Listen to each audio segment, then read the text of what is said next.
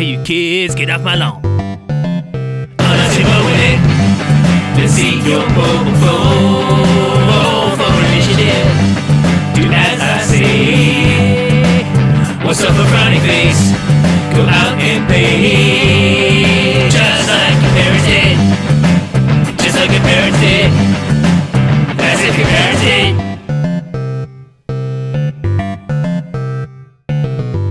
Hello, everyone. Welcome to First Gen Gamers, the podcast where two longtime gamers pick a topic and discuss the best nominees from each console generation. I'm co-host number one, Jed. My co-host number two, Ashley. Say hello. No, you're not the boss of me. Hello. Oh, oh, how you doing this fine evening? Jed, What's evening for us at any rate? Jed, you know the answer to that question, but I will not bore the audience with why I am pissed off today. How are you? It's been a week. It's been a week, See? I think, for both of us in different ways, Yeah. but we get a cleansing moment. We're alive, right? And that's good, right? Alive? I think. Is that a positive? I think so. I'm dealing with a toothache right now, so I don't know how much being alive or at least awake is positive. But Whiskey. we do have a positive today. We get to spend an hour or so talking video games. True. And what are we talking about today specifically? Best boss battles. But we did not specify what the parameters are for that. So it's open-ended, and I'm interested to see what we came up with. Well, I know what I came up with, but it'll be cool to go through it. I guarantee that I teased the outer edges of this concept. I did too. I'm sure there's some of them you're going to look at me and go, "Did you really pick that? That's your example?" And I'm prepared for it. So, without any further ado, let's get started with what I think is probably the hardest generation for this specific topic, and that's the second generation, Yeah. Atari 2600 era. Do you even have anything? I am a little bit shocked, offended, and appalled that you would even question that. Do you think I have something? Do you think I would Apparently you do. let the people down? Apparently, I do.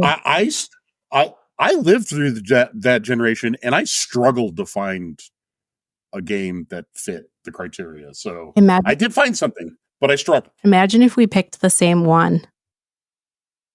It's entirely possible. Go for it. I picked the Smurfs. We did not pick the same one. I picked the Smurfs Rescue in Gargamel's Castle, and I picked Gargamel.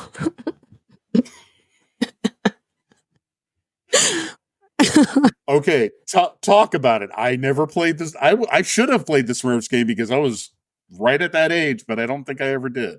I didn't play this game until later in life. And honestly, I had a little bit of a hard time with this and then the third gen, but then I thought of one that was like very genuine for the third gen.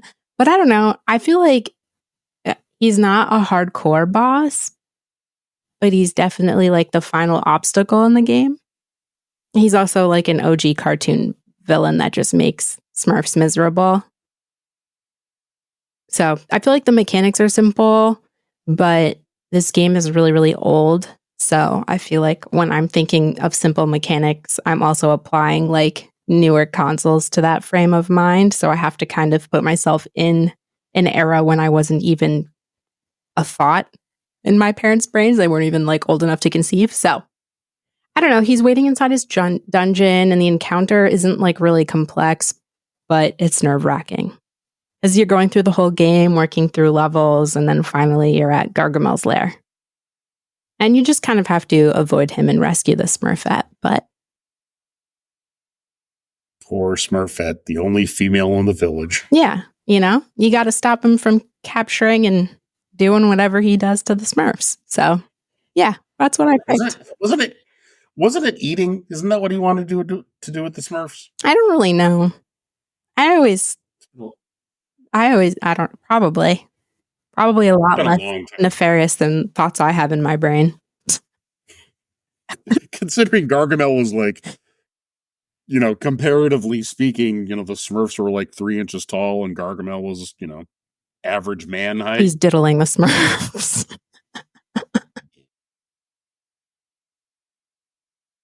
I went there.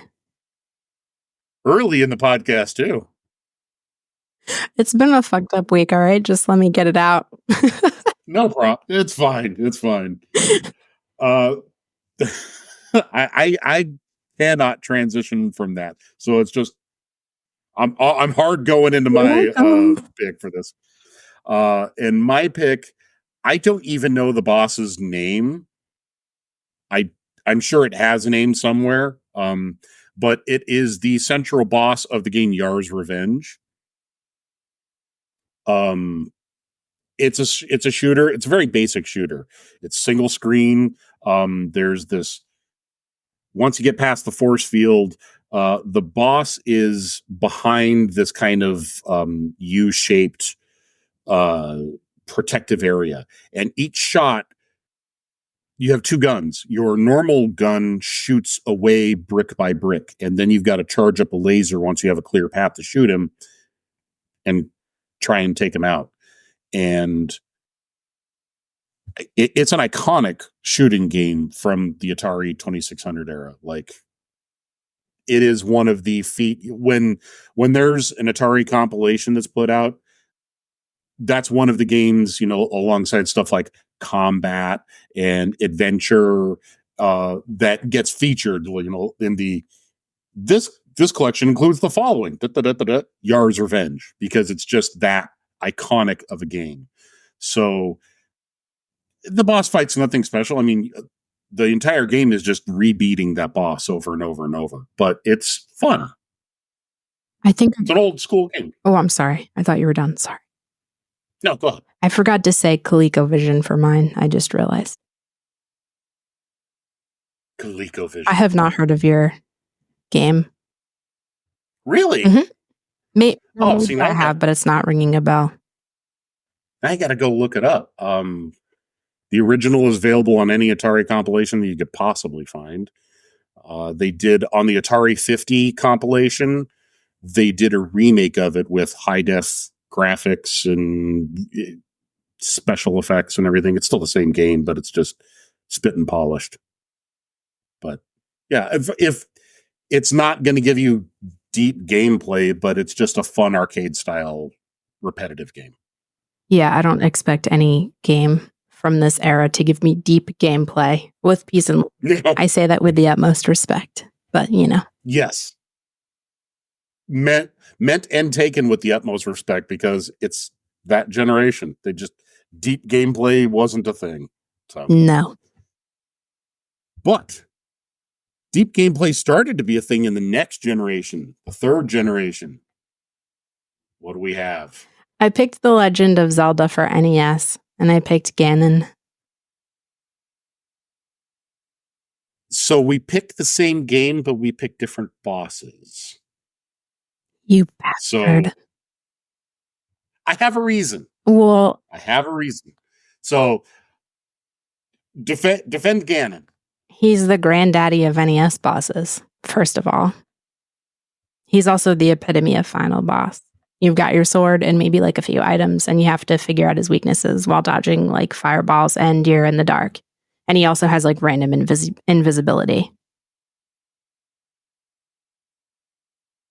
I do remember getting to him the first time, and he was a pain in the ass. Literally.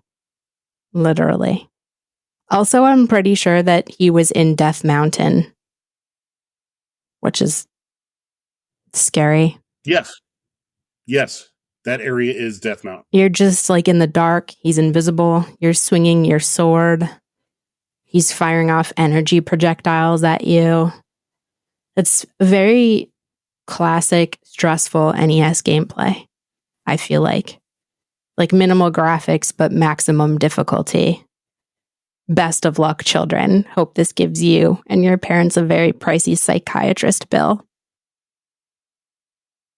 And as it got later in the game, a borderline inscrutable, like where the temples were and what the puzzles were. Like, you can use the flute and it'll transport you, except for at this one lake where you use it and the lake dries up and that's where the temple is.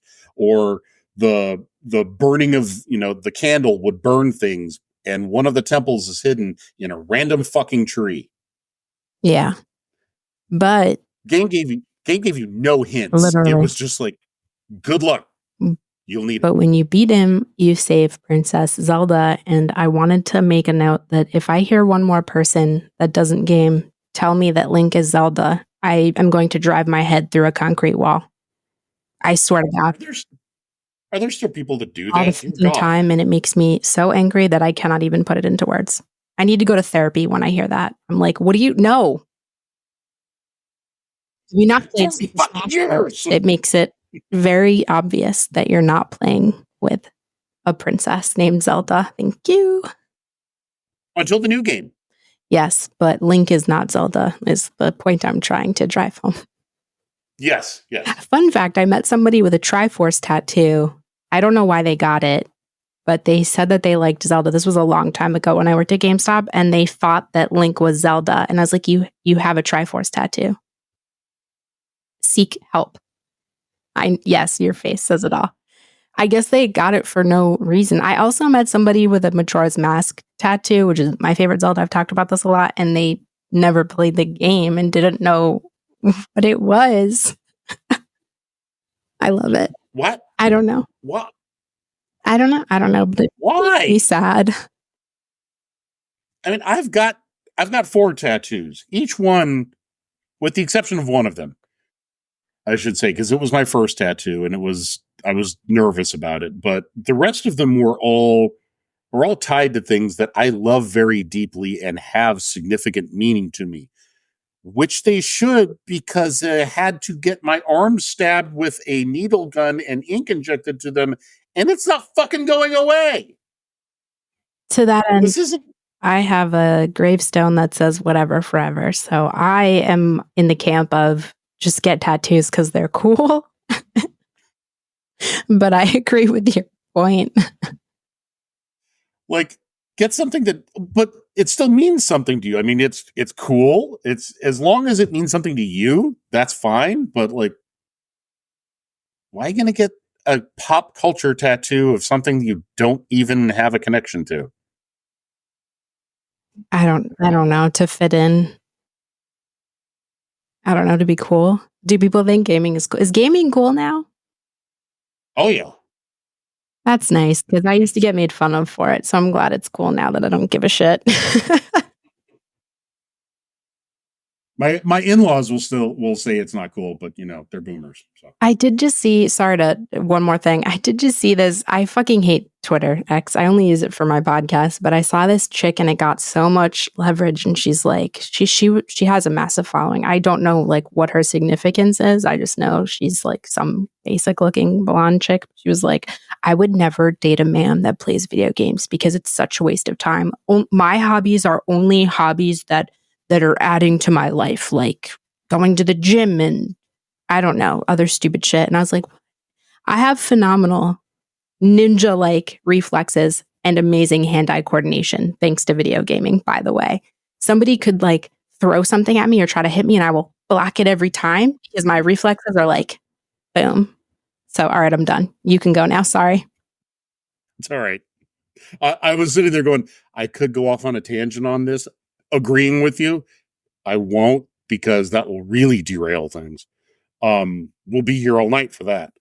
So my pick for this generation is also from Legend of Zelda, like I said, but I went with the boss from the second dungeon, Dodongo. It's the, if you're not familiar with it, it is the rhinoceros triceratops looking boss, more triceratopsy, I think. And he walks around, and if I remember correctly, he's got a steel mask. But the point of it all is that you can't hurt him with your sword. And the reason I picked this boss is because this is where Zelda this specific game in the franchise in general, establishes something really important. And that is that your items are just as useful and may even be more useful in solving problems than your sword will. And it makes you start to think, how else can I use this besides the obvious? Because the only way to beat the Dodongo is to get him to eat a bomb 3 times, if I'm not mistaken. So that sets up so many other boss fights in Zelda. Sets up boss fights where you use the hook shot, where you use the magic wand, where you use arrows, where you use the flute to cause a sound disruption. Where you use masks, everything. You can all trace that back to that Dodongo fight. Say Dodongo 10 times fast. No. I know that I will be messed up before the third one. See, there you go. It's a good choice. Thank you. All right, so next generation, the 16-bit era. What do we have? I picked Dr. Robotnik from Sonic the Hedgehog 2 from the Genesis. Right? Yeah. Sega Genesis. I'm second guessing myself. Which I don't think it's a difficult fight, but this was my favorite game as a kid. It was like, this is the first game that I was old enough to play in real time and barely able to hold a Genesis in my hand, but I vividly remember this game.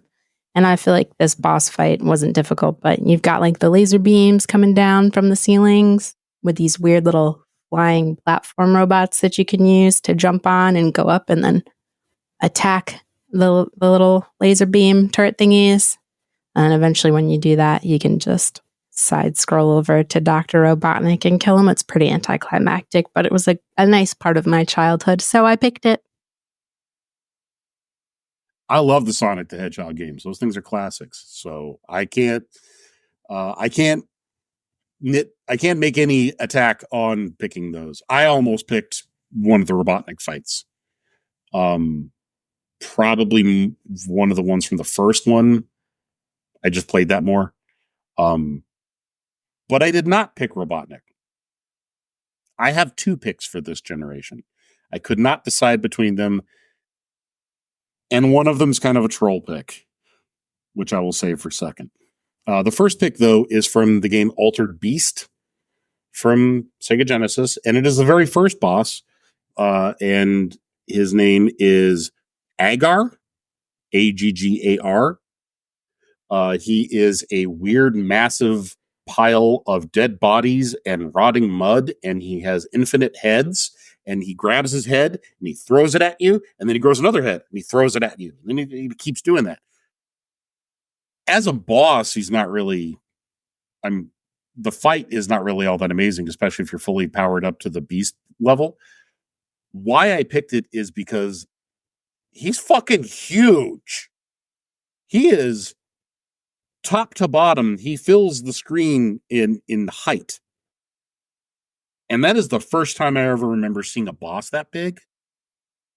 So that's what stood out for me of that boss was, oh my God, these things can get this big. What am I supposed to do with a boss that's like 94 times my own size? The other pick is the complete opposite of that. It's from Earthworm Jim.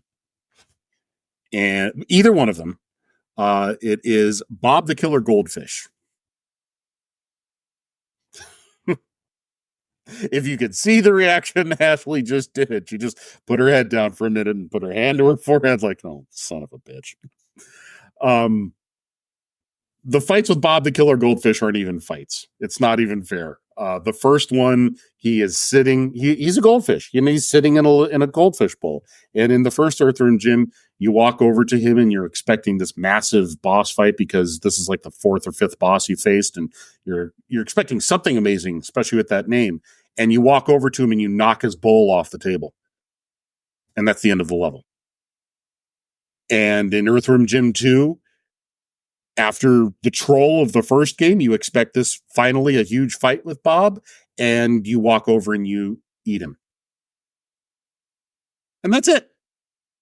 And I just love the fact that they did that they built up this boss to be something and then completely pulled the rug out from under and have it be a complete throwaway.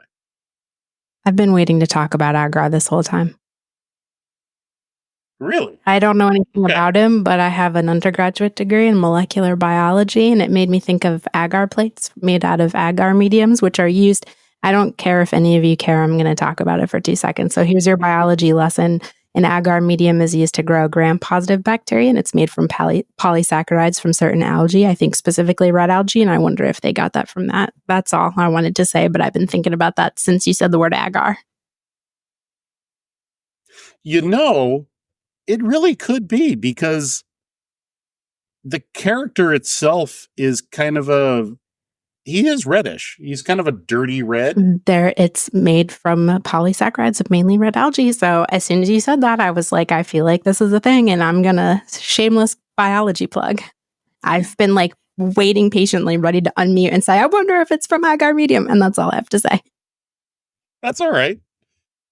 Who knew we would be going down biology in this? Yeah, it's fun for me. I'm sure not for all of you, but I love it. So thank you for listening. Thank you for coming to my science TED Talk. All right. Next generation. PlayStation 1, Saturn N64. What do you have? Okay, so I picked like the same game, not the same games, but this you're gonna know. I picked Majora's Mask. I picked a few Zeldas. I picked if there's another Sonic in here, just so everybody knows. And I do Majora's Mask every time because it's like my favorite Zelda, but I actually picked Majora and Majora's Mask because what the fuck?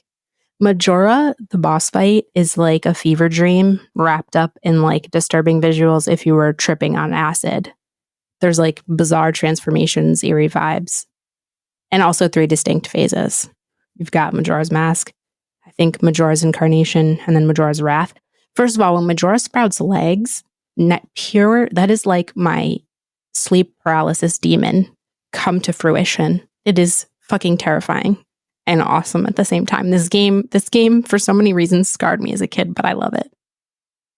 Or maybe it's 4 boss masks. I don't remember. Maybe you can help me out. No, I think it's 3. Yeah, Majora's Mask, right? Majora's Incarnation. I could have Googled this, but I did this fresh off the dome, so. Yeah. Yeah. You got Majora's Mask. And then it like shakes and then goes into the next form, which is like what the fuck territory, because that's when it sprouts arms and legs, which is like super freaky. It's like a Tim Burton nightmare. It's like running and dancing around like a maniac. Which I feel like it's just this boss fight is really erratic and unpredictable. And I feel like, I don't know, maybe I'm wrong, but maybe like the second form is meant to keep you off balance.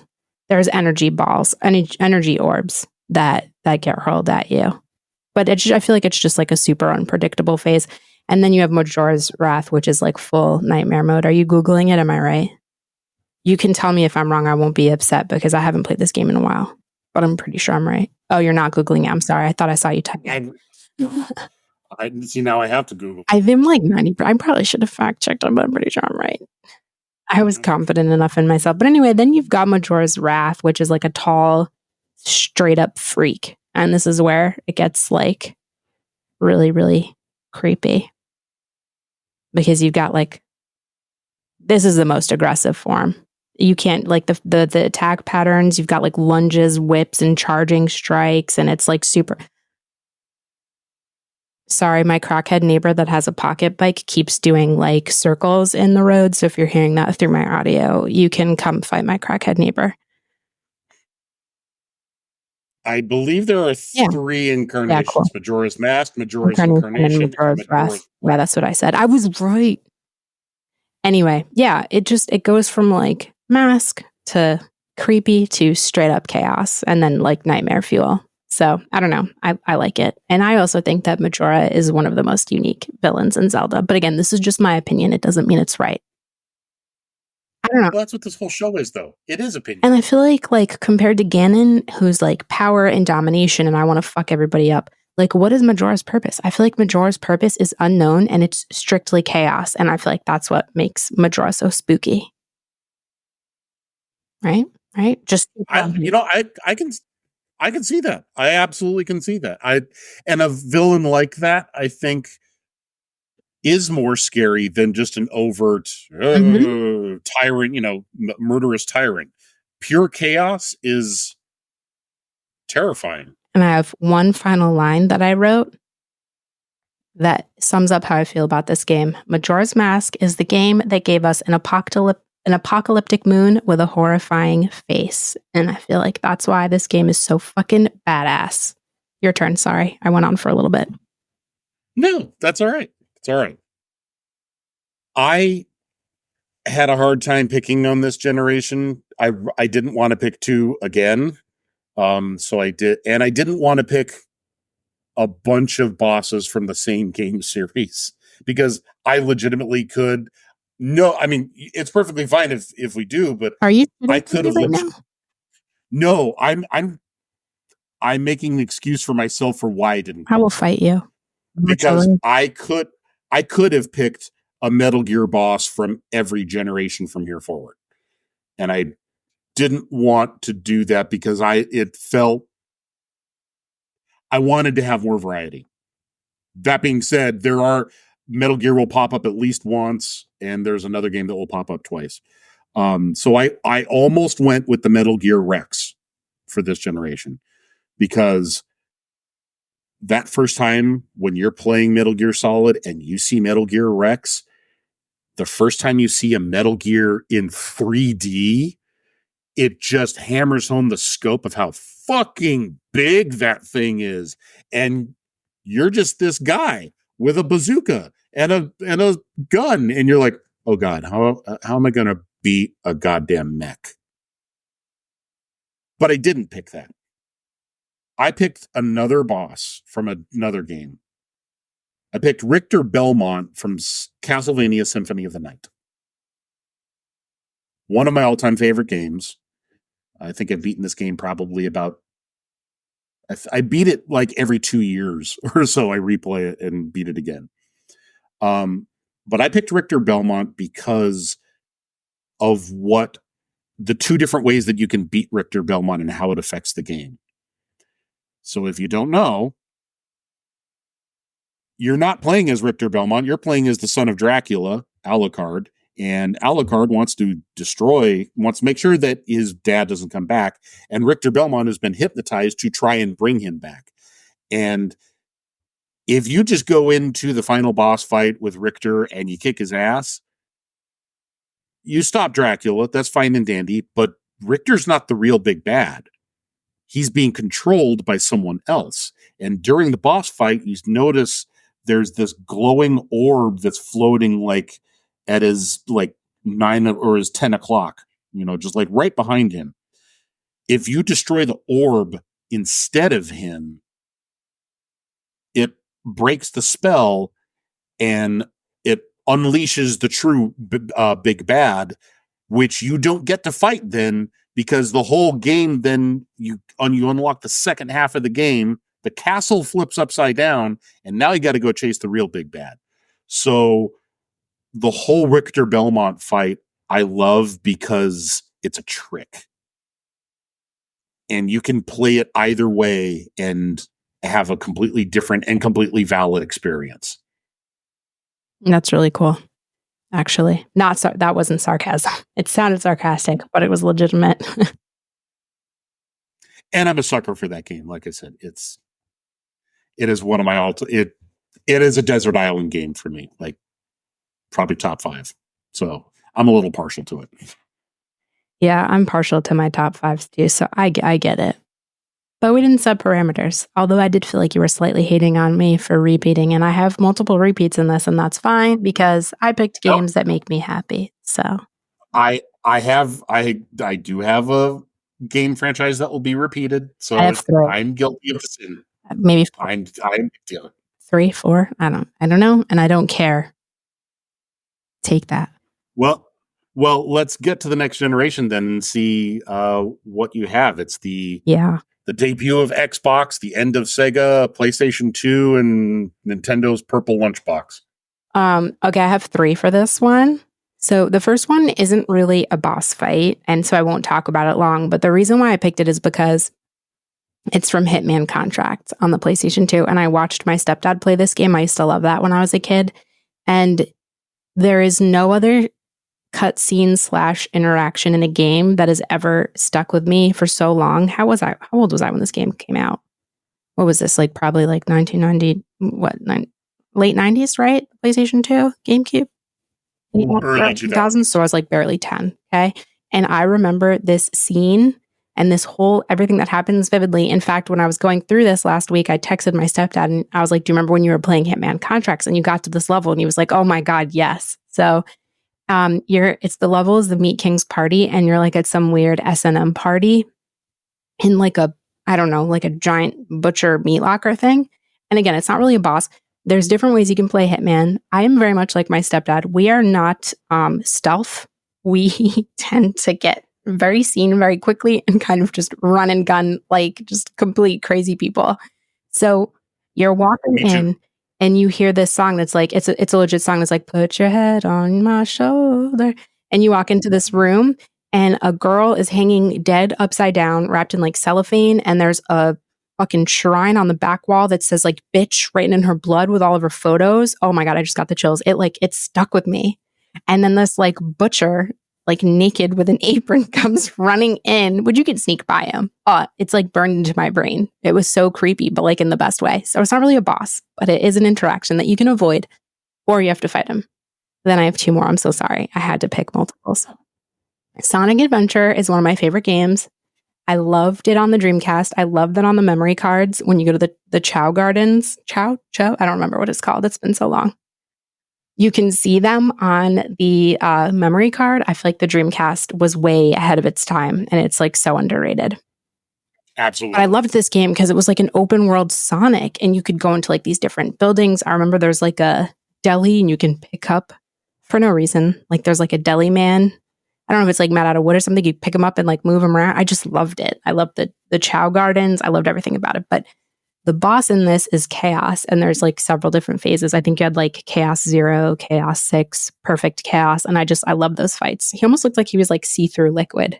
Really cool. All right, and then the last one, I'm sorry. I had so many. Another Dreamcast game. I used to play this one with my best friend growing up, but I loved House of the Dead. Was it 2? I don't remember. Whatever House of the Dead came out on Dreamcast. And at the end of the game, you experience the magician who, quite frankly, terrified me because he has like organs outside of his body and like arteries outside of his body.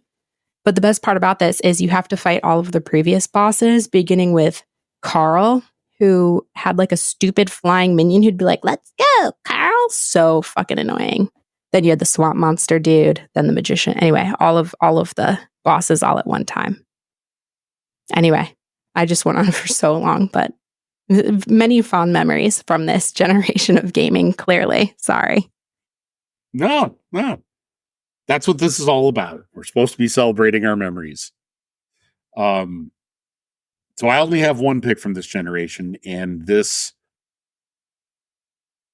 is the hardest. This wasn't a hard pick. This was, when you said this category, this was the first one that I came up with, and it was without hesitation. But it's the most emotional pick.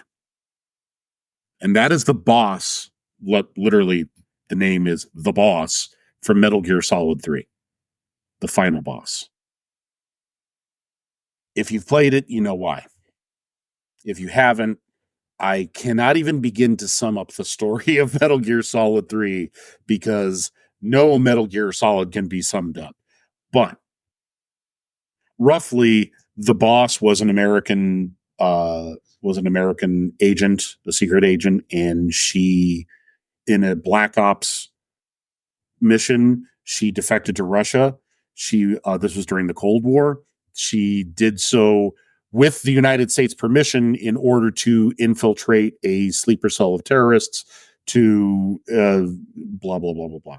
But the problem is that she gets in too deep and politics pop up and everything, and the United States government sends in Snake to take her out. So she's basically been betrayed by the country that she loves and that she did this for. So, and Snake happens to be her pupil. Like, he trained under her. He know everything that he knows. It's because she trained him. So that final fight is heartbreaking because you're taking on, you have to kill someone who does not want to be in the position that they're in, but knows that it is their patriotic duty to do so. And at the same time, your character, Snake, does not want to be doing this and now understands that patriotism is just a word, that it can be thrown away, that the loyalty that you feel for the country doesn't necessarily get felt back. Man, that made me, I don't know if you ever watched Homeland. It's one of my favorite shows. It makes me think of Homeland. It is a hard, I have not seen it. I know of it. I never didn't have that channel. I think it was Showtime, wasn't it? Yeah. Never. It's one of the greatest shows of all time. And it's one of the few shows that I've ever seen where I think it ends just as well as it started and continued. Like the ending season is just chef's kiss. I won't get into it since you haven't seen it. But yeah, it's such an emotional boss fight. Like, the entire time the boss is taunting Snake, but not taunting in a mean way. More like, if you're going to do this, do it. Kill me. Because she knows that she is going to die in secret a hero, but in public a traitor. America. Isn't it so great? Oh, God, we are so good to our citizens. It's amazing.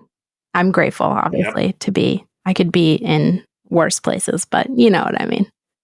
It's very American to do that, I think. Yes, it is. To shit on your own citizens. Hey, you just sacrificed your life for us. Go fuck yourself. Okay, thanks. Bye. All right. So let's move on from that. You're like, don't do it, Ashley. No, it's more just that boss fight is very... It is sad. Yeah. You have to watch Homeland now.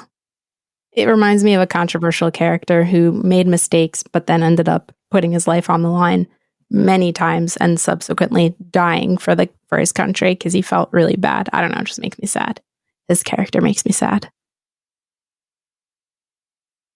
All right. Well, now that we're depressed, let's move to now that we're depressed, let's move on to the next chapter. I have two. Oh, sorry. I also have two.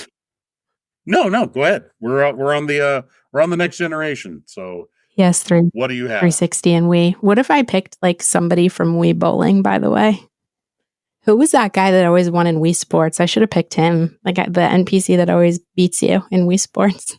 I should have picked that motherfucker. I didn't though. I picked two. The first one's really depressing. Kind of. I picked Scarecrow from Arkham Asylum. And while it's technically not a boss fight, there are 3 different hallucinations. You're evading him. Scarecrow was fucking terrifying, by the way, in the movies, in the comics, and in the video games. Let's just be serious. Fucking nightmare fuel, literally and metaphorically. And I just like the flashbacks to like you turn into little Bruce and you see your parents just fucking dead. It's so fun. I don't mean to laugh, but it's so fucked up. And it's also just phenomenal. By the way, I think that was the game that stopped me from pre-ordering the collector's editions. Was that the one where it was supposed to be the metal Batarang and then it ended up being a plastic Batarang attached to like some... I was so mad. I think it was that one, Arkham Asylum. I don't recall. I recall the controversy. I don't recall which Batman game it was. I think it was Arkham Asylum, and I never pre-ordered a special edition like that again. But my second one is...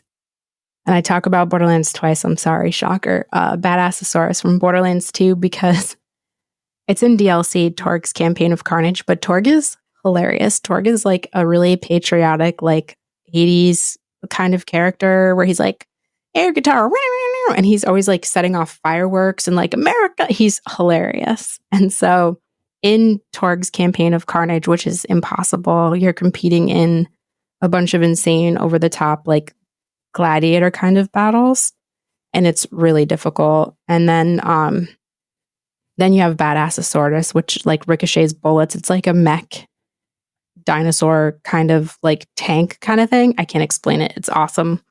And it's like a T-Rex death machine, I guess. You've got like flamethrowers, missile launchers. I think you have like a rotating saw blade for a mouth and like a reinforced armor shell. It's insane. Like it's like a Mad Max acid nightmare. But I love Sounds it. awesome. But I love it. It's a lot of fun. So anyway, but Torg's commentary through the DLC is the best part. He just yells like more explosions, and he's just, being Torg, and I love it. So All right. I'm not surprised you would mention Borderlands. I think I would not be surprised if you find a way to mention Borderlands in at least half the episodes. Why do you say that? Because it's one of my favorite games, or because it's relevant? It's not like I'm just picking it out of my ass. They have really good bosses. They have a lot of bosses. No, that's why. That's absolutely any episode that's not negative, I'm betting Borderlands. I will talk shit about Tiny Tina's Wonderland Adventure all day. So if we can find a way to build an episode around it, we will. God, please don't do that to me. It's really bad. And I also don't like Dungeons and Dragons. No disrespect to people that do, but it's like Dungeons and Dragons meets Borderlands. And we didn't like it as fans collectively. And I speak for everybody because I know everybody that plays Borderlands, apparently. All right. My picks. I also have 2 picks for this generation. One, so I'll do the straightforward one first, and that is Poseidon from God of War 3. This one is picked because Poseidon is fucking massive. Like, he is bigger than the screen. You climb him, kind of like the Colossi in Shadow of the Colossus, except for he's way bigger than that. The boss fight is like, oh God, is it 45 minutes, an hour long? Something like that. And it's just this huge, those first 3 God of War games were all about scale and just blowing you away with size and shock value. And Poseidon was the epitome of that. It was where all roads, it wasn't even the final boss. He starts out the game. That's where you start the game, is fighting Poseidon. And I just love the fact that they put a boss that's like the size of the damn Empire State Building at the start of the game. It takes balls, and it is so of that era of the first run of God of War. The second boss takes a little bit of explanation, and that is Lou from Guitar Hero 3. Now, the reason why it takes explanation is because Lou is tied heavily to music and music history, namely the legend of Robert Johnson and the song The Devil Went Down to Georgia. The song is about a guy who got his talents, his musical talents, in a nefarious, shady underworld deal. And I don't mean with criminals and gangsters. I mean underworld. And the devil comes for his due and says, the only way you're getting out of this is if you beat me in a fight to the death with fiddles. And so they engage in a fiddle duel. This ties back, like I said, to an old blues man from the early 1900s named Robert Johnson, who it was rumored that he had gotten his amazing talent on the guitar from a deal with the devil at a crossroads. So you have to be a real music nerd to know a lot of that shit. And I'm a huge music nerd. Music is like, it is a fundamental bedrock of my life. And my dad was a musician, not just an amateur musician, but he loved music. So it's something I grew up with. It's something I grew up knowing about. And because of that, it gives the fight with Lou extra meaning, because Lou is short for Lucifer. And the final boss of Guitar Hero 3 is you fighting the devil in a guitar solo off for your immortal soul, because he has magically taken you from clubs and garage band to headlining tours in football stadiums across the planet. And then all of a sudden, once you're at the height, he goes, oh yeah, by the way, you're coming to the underworld with me. You have me to thank. I pulled the strings. And so you got to outshred him to get your soul back. Is Jimmy Page the Guitar Hero? Because, he bought the house that Aleister Crowley lived in, and he allegedly sold his soul to the devil to play guitar. And allegedly, if you play Led Zeppelin records backwards, it's satanic music. So is Jimmy Page the Guitar Hero? I wonder quietly to myself. Since you get to build your own character, probably not necessarily in that game, but you never know. You're no fun. You take things way too literally. That, and I'm not a Led Zeppelin fan, so I really don't want to give them credit. But it doesn't matter if you're a fan or not. They're talented musicians. Jimmy Page is a phenomenal guitarist. Whether you like him or not, he is very talented. I will give John Bonham his due. Jimmy Page is a good guitar. That'd be like saying that'd be like saying Jimi Hendrix or Eddie Van Halen is R.I.P. to both weren't good guitarists. I admit I'm biased here. I will say that. I will not slander Hendrix or Van Halen, though. That would be lunacy. I would literally crawl through the screen if you slandered Eddie Van Halen, because R.I.P. I got to see him in concert before he passed, and that makes me really happy. If I said a bad word about more Hendrix, my dad couldn't care less about Van Halen, but I respect Van Halen. But if I said a bad word about Hendrix, my dad would come back from the grave and would tear me in. Yeah, can you play the guitar with your teeth, sir? No, I cannot. Oh, see, there you go. I was just being funny because it sounded a lot like the Jimmy Page slander, and but everybody thought that rock and roll stars were Satanists back in the day. Metallica too. Still do. Different era, but still. I still do. I mean, I've heard Beyonce and Taylor Swift tied to Satanists and the Illuminati. So I don't want to get killed for this, but I don't understand Taylor Swift. I'm going to be honest. I don't get it. I don't get it. Taylor Swift is like unseasoned chicken to me, and I mean no disrespect. With peace and love, she can play instruments, but I don't get it. I don't get it. You don't have to defend it to me. I'm the same way. Like, talented, yes. Yeah, but very incredible businesswoman, yeah. Absolutely. But I don't get it. Do I want to listen to her? I don't get it. I don't understand it. But yeah, maybe the Illuminati is involved in that one. Let's be serious. You'd think that they would make someone a little more dynamic, a little less bland, but she, I think, is the biggest artist on the planet. Maybe, right? So she's got to be doing something right. It's just not for me. Neither me. All right, 8th generation. Your PlayStation 4s, your Xbox Ones, the last 2 Nintendo consoles. What do you got? I'm self-conscious because I picked Borderlands again, but I picked this one for... Okay, so first of all, Borderlands just has a lot of boss fights that are fun and campy, I think. I picked this one for a reason. Pain and Terror. It's a play on Penn and Teller, and Penn voiced Pain, which to me was amazing. So that's why I picked this one. And then I love that. Right? It's great, and it's funny. It's just a funny game. The boss fights are ridiculous, but they are actually the boss, the Agonizer 9000, which is, you're going to notice a common theme here. It's like a giant murder bot that has 2 health bars and 2 fight phases. It's kind of like the Badassosaurus, but it's not a T-Rex, but it's like a similar sentiment. And it's just fun. And I just loved that it was supposed to be Penn and Teller and that Penn voiced Pain. It was just a lot of fun. So that was why I picked that one, to be honest. It's just a Fair. fun game. Fun game. Hmm. Borderlands 3. I didn't specify. Sorry. It's all right.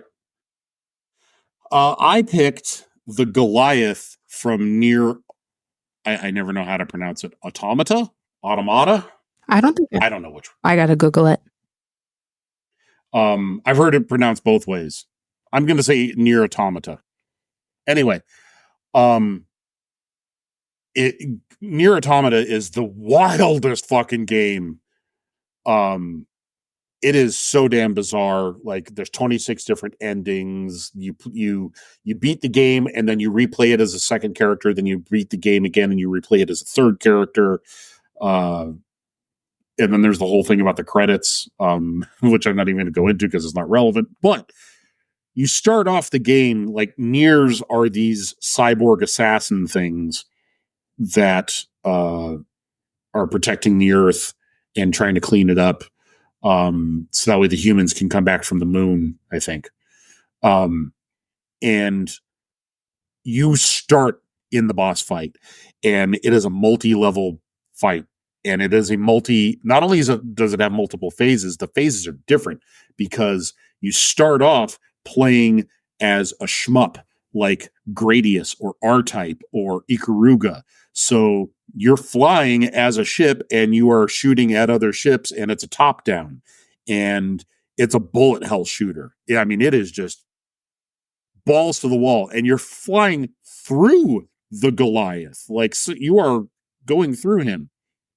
Then you start flying around him, and it's an even more bullet hell. And then you get to see the size of him, and he's a mech, so he's massive.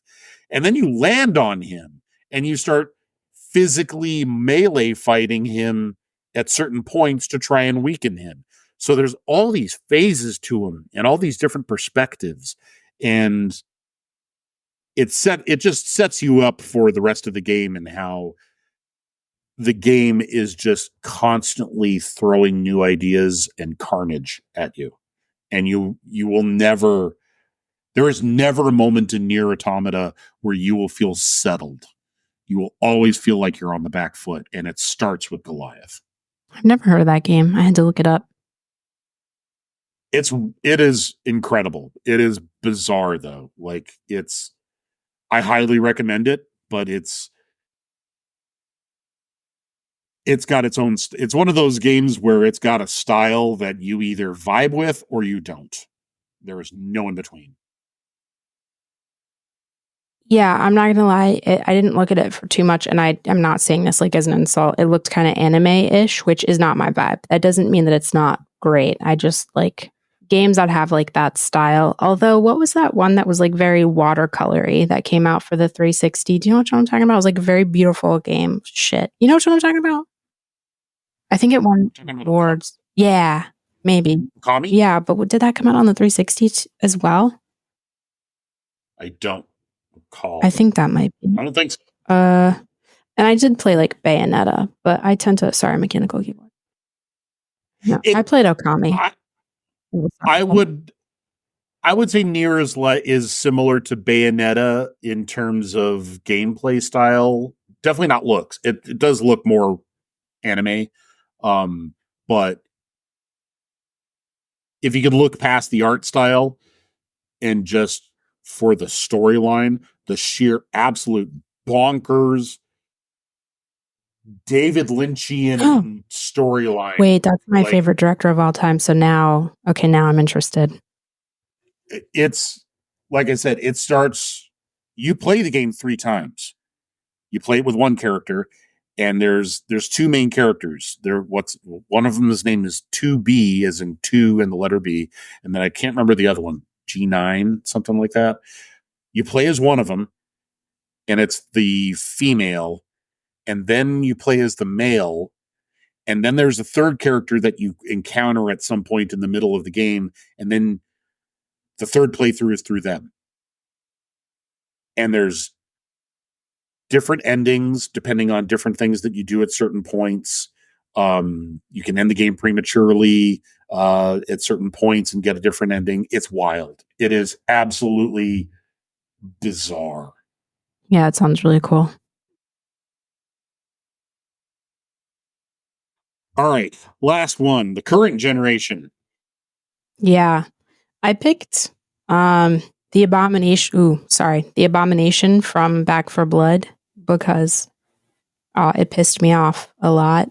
Back for Blood is kind of like Left 4 Dead, but not as good. It's very similar in the sense that there's zombies, but then you have bosses, and it's like level based. So you'll be in one level, you got to make it through, and then there's like a climax, yada yada, and then you can either play. It's a team of 4, so you can have NPCs that are just as, if not more, useless than the NPCs in Left 4 Dead, or you can play with a bunch of dumbasses online. Either way, you're going to get killed. I tried really hard to get a team of more than me and one of my other friends that plays video games a lot. Hi, Colby. Great player. But we were either playing with 2 NPCs or 2 other people that had no idea what they were doing with peace and love. And so there are 3 phases to the Abomination. The first one, there's like these tentacle creatures that come up from the ground, and you're in like this limited space. And you're getting inundated with actual zombies while these tentacles are smashing down at the ground to you. So you have to like defense and offense. Then when you beat that, you have to go into you fall into a hole in like a dark cave. And then you're getting attacked by more difficult zombies. Some of them are specials, kind of like not like a boomer that throws up, but kind of that like regular zombies. And then their version of special zombies. And then you have to attack the Abomination when it opens its mouth. That's its weak point. And then after that, I think you get like a 5-minute timer, and then you're running through the cave, but it's linear and you can like fall down and stuff. And then there's zombies running at you, and you have to keep running and attacking it with a timer while you're getting attacked. It is so chaotic and difficult. I never finished that last phase because I could only find one other person to play with. And we tried so many times with NPCs and other players, and it's just impossible. And then it's like Left 4 Dead, where you'll have like the chest in the beginning, and you can pick up like there's like 4 health, for this, for that. You always get, or you can also buy stuff. Wait, is there also stuff to pick up? I think you could buy stuff, but there's also stuff to pick up. And then whenever you play with people, they'll pick up extras, and then they'll just be like, fuck you. So anyway, I was like, wow, never beat that last part, and it really made me bad. So it's definitely, I wouldn't say it's best, but it was well done and definitely memorable. So if anybody ever wants to play Back for Blood, let me know, because I'd love to beat that final part of the Abomination. It sits with me when I can't finish something in a video game. It eats away at me, to be honest. I have a game like that right now, Death's Door, where there's a boss that I've stopped playing because I'm completely stuck on. It sucks. And yeah, it's just chewing at the back of my brain, like, pick up and play, practice, get better. Like, I don't want to fail more. Yeah, I don't want to break my controller.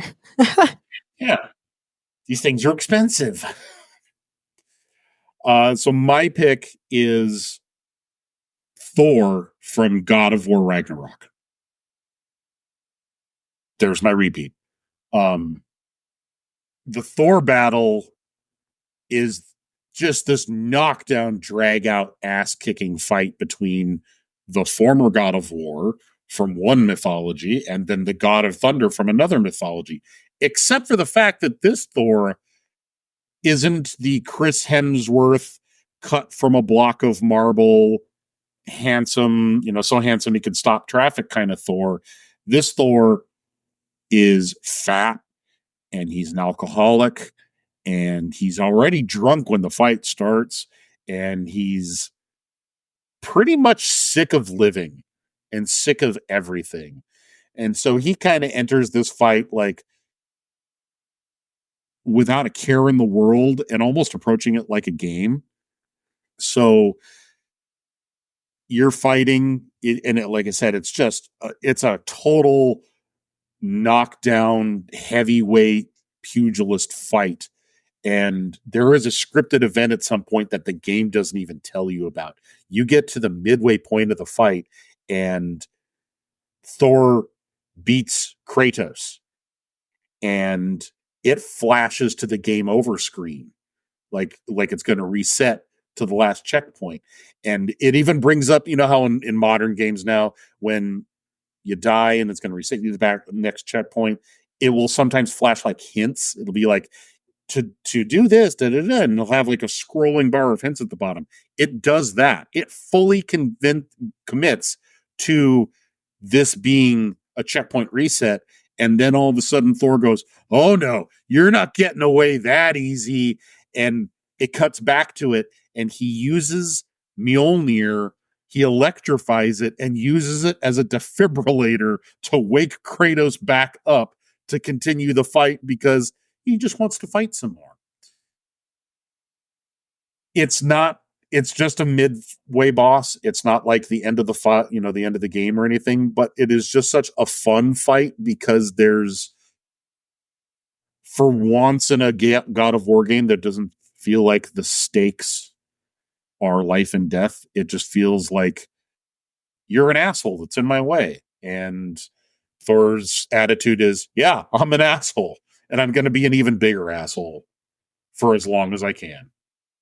Dad bod drunk Thor is my favorite Thor in the Marvel universe. First of all, I love Chris Hemsworth as Thor, and I think I said I don't play God of War. I know it's a great game. I played it before, but I have a hard time when I play a game and it's like press X to do this, and you go and I know that's not the entire game, but it's a good game. It's just not my game.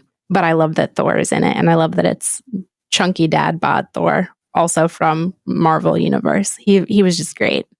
He just came completely undone. But then, he gets it together. I think, what is in the movie, spoiler alert, I think he sees his mom who passed and she's like, what the fuck, Thor? Get your shit together. Oh, so good. Almost as good as Robert Downey as Iron Man, which I don't want to talk about because I will cry. I did cry in theaters when that happened. And everybody around me that I went with was like, Ashley, what is wrong with you? I was like, it's my favorite character. I had my Iron Man helmet on. No shame.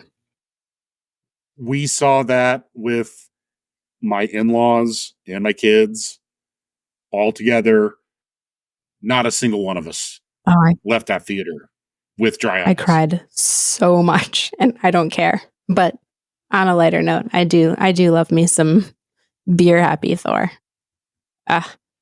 He's definitely indulged in the beer. He's not a happy guy, but this Thor is definitely beer happy. Beer happy. Yeah. Doesn't he live in like a small town by the water in that movie? Like they couldn't find him, right? Doesn't he live in like a little shack? I don't remember. It's been so long. I should rewatch every single movie in the Marvel universe except for like Madam Web and all of those movies that we don't acknowledge. It's not even gonna get that so bad. Morpheus, whatever the hell that other abomination is. Just stop casting Jared Leto as a superhero or villain, please. Have we not learned our lesson? Thank you. All right. We're getting off track. Can we just stop casting Jared Leto? He was good in Club and Dallas. Oh my God. What was that movie with Matthew McConaughey? Dallas Buyers Club. He can be good in certain roles, but I think maybe superhero movies is, maybe we should just stop. I have a grudge against him from my so-called life. So I think he runs a cult now, by the way. Either that or he was filming a music video for a really long time where he was portraying a cult leader and that music video never came out. I'll send you some photos. It's really fucking weird. Well, it's Jared Leto, so really fucking weird is kind of like standard operating procedure. As an emo kid, I like 30 Seconds to Mars. Okay, he does have a good voice. You may not like him, but his voice is good. And the music video to The Kill plays. It plays. I don't know. It like plays on The Shining. Great music video. All right, going off the rails. That's right. Wait, we're at the end of the podcast anyway, so it's perfect time to go off the rails. So, with that, our end of episode plugs. Be sure to like us, subscribe to us wherever you listen to us. Give us a rating, give us a review. Always helps us. Helps us get up in the algorithm and get more ears. 5 stars. Good. 5 stars. We are amazing. Tell Apple that. Tell Google that. Does Google Podcast is no longer a thing, but that's okay. Spotify then. Yeah. Tell Spotify. Whatever. You can follow us on all sorts of socials. I think I'm going to probably leave several out because I can never recall them all, but we're First Gen Gamers TikTok. Pod. Yeah, First Gen Gamers Pod on everything. Twitter, Instagram, TikTok. Coming soon to YouTube, I think. Yeah, I'm on Blue Sky at Streets of Jed. I'm also, if you want to follow me on PlayStation Network, although I don't multiplayer game, but Streets of Jed on there as well. Anything you want to plug? I'm boycotting TikTok. So with that said, I'm now on Twitch. F that pod. I'm gonna be doing gaming live streams too, starting with Helldivers. Apparently, I am being summoned to play Helldivers. So I'm going to be doing gaming, streamings, and then also probably just like a bunch of random bullshit. Alternatively, _pod on Instagram and _pod on Facebook. I'm still on TikTok, but I will never open that app again because fuck you, TikTok. That's why. Oh, and YouTube, _pod. If you like true crime and spooky shit. And you should, because it's an amazing podcast. Thank you. And maybe I will pop in on the Twitch stream at some point. Just lurk and be it. I'm trying to tell Jed to get his shit together. I'm trying to tell him to get a camera so we can do video. And then I said it would be cool if we did like monthly streaming shit and we just like chatted and played games. That would be cool, right? It'd be fucking cool. Don't you want to hear me flip out? Probably not, but it's funny. I swear I'm funny. I'm quite charming sometimes. But it would be cool. I think you've shown the evidence that you're charming on this podcast. Okay, thank you. But yeah, I think it would be cool. It would be fun. We could just play bullshit. Or maybe we could even take requests, right? Like within reason, because we can't afford to buy like $60 games every week. But maybe we could take some requests. We could like tell people what we have or, cheap games. Maybe we could take requests and play them. That would be pretty cool. I don't know. I'm thinking of ways to engage more with people and forcing Jed into it. Dragging the old man kicking and screaming into the early 21st century. Yes. Do it. Or I will get there eventually. I just have to get through the 2010s first. All right. On that note, we bid you adieu. Toodles. Bye, everyone. Bye.